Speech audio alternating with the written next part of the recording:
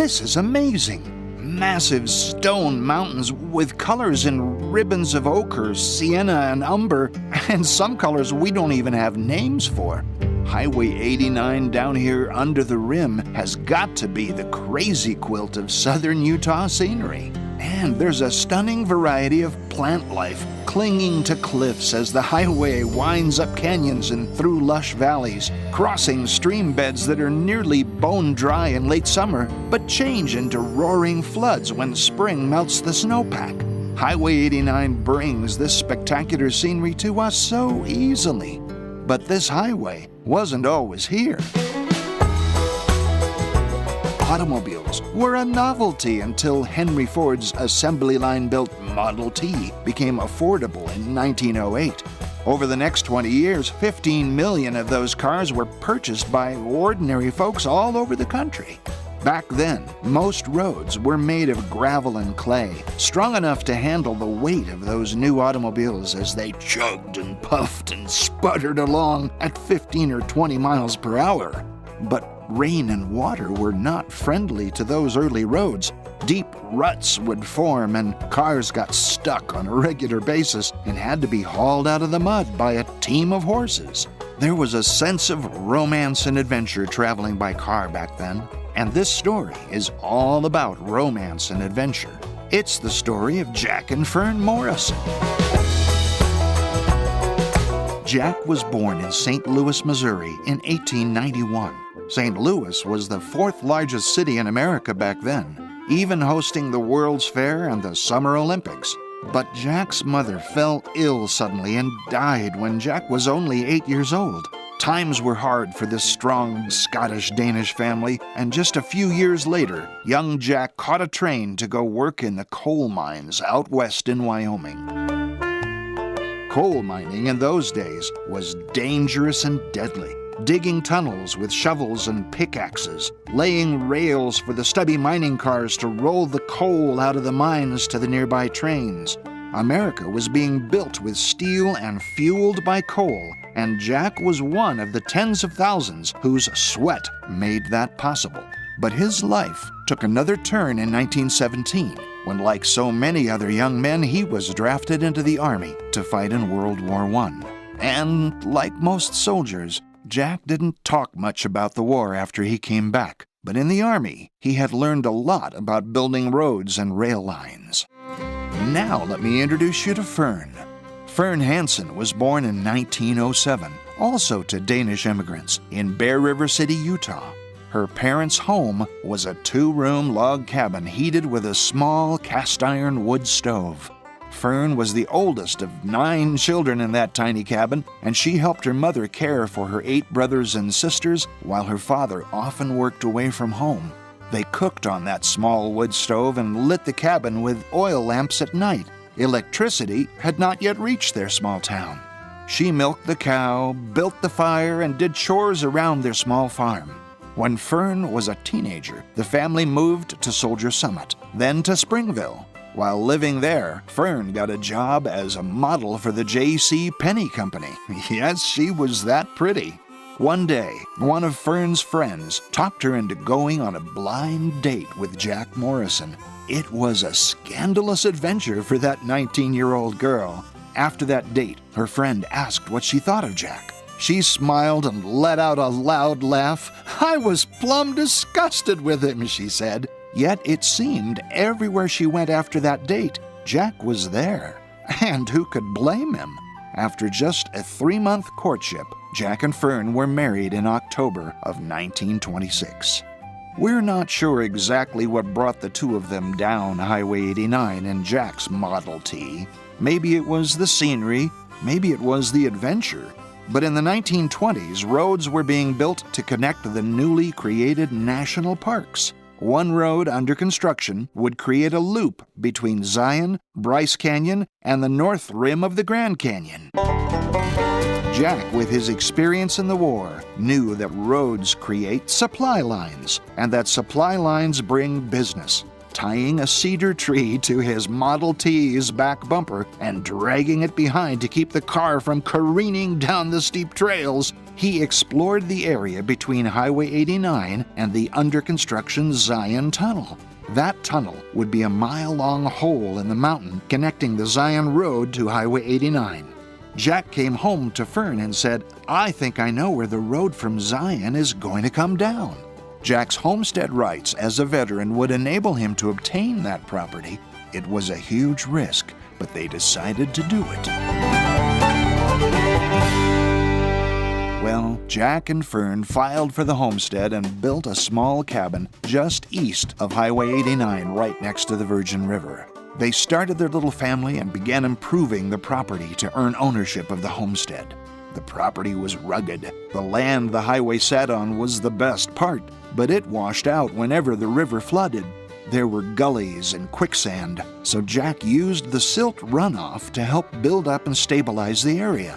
They built a gas station across the road from their little home to service the travelers coming and going up and down Highway 89 and on the new Highway 9 into Zion National Park.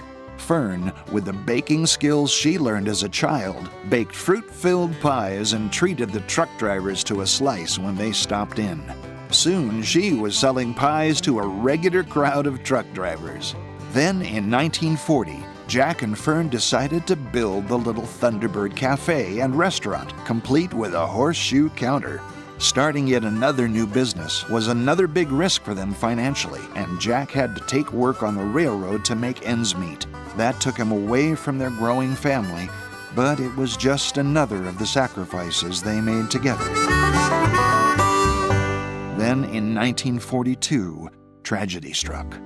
The river was an enticing place to play in the early summers, cool water cascading past their little frame home.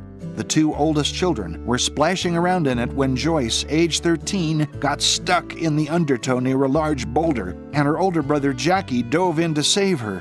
Fern recalls that she was working in the restaurant at the time and suddenly had a bad feeling about the kids. She tossed her apron aside and rushed out to check on them, but it was too late.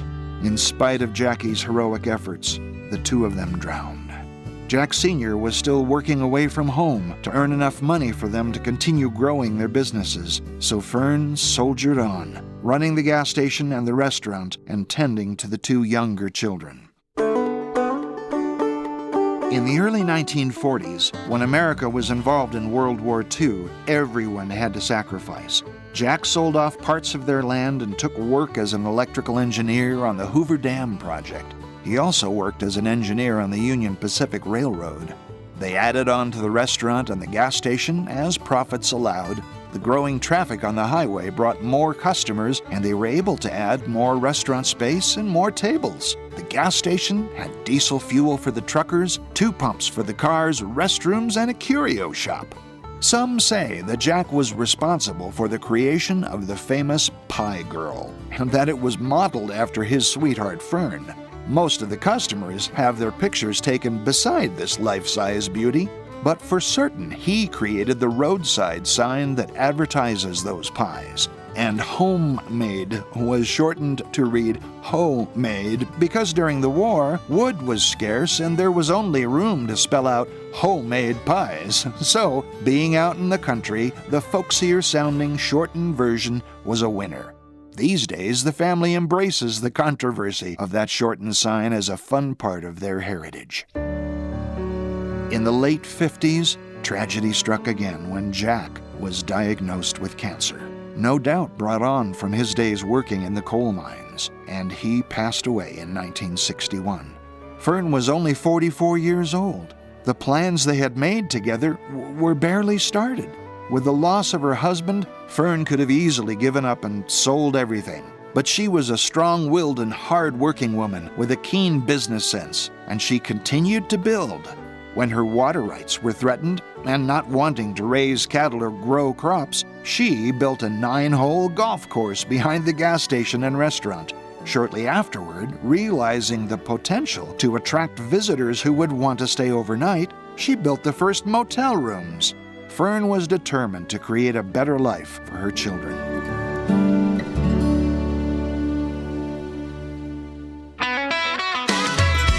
Before Fern died, she finished more Best Western motel units, remodeled the gas station, restaurant, and gift shop, and updated the golf course. It is now one of the finest 9-hole executive courses in the state, with pleasant year-round conditions and spectacular surrounding scenery. And determined to keep Jack's memory alive, she kept the original buildings and built around them. Part of the rock-walled hardware store that burned down in 2005 was the original gas station. The East Zion Riverside Lodge was built around the cabin where she gave birth to their children. Parts of the original restaurant also still exist in this big, beautiful Southwestern-style building. Jack and Fern Morrison's legacy lives on. Since her death in 1993, her daughter, grandson, granddaughter, great-grandchildren, and their families carry on their dream. The Thunderbird Resort is a monument to Jack's foresight and Fern's courage and determination. Come visit and learn more of their story. Ask about what's beneath the restaurant's kitchen, and enjoy your journey to and beyond Mount Carmel Junction.